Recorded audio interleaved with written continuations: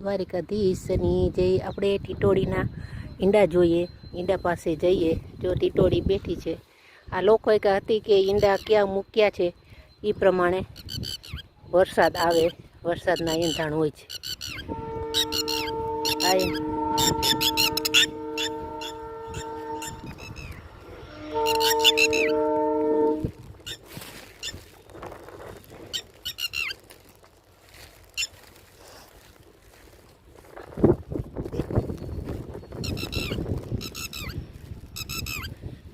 ચાર ઈંડા મૂકેલા છે.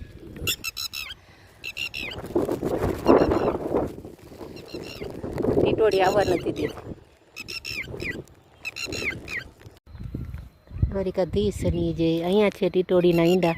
લોકવાયકા પ્રમાણે ચોમાસું કેવું જાય, ટીટોડી ક્યાં ઈંડા મૂકે એ તમને ઈંડા બતાવી. અહીંયા નીચે મૂકેલા છે આ ઈંડા,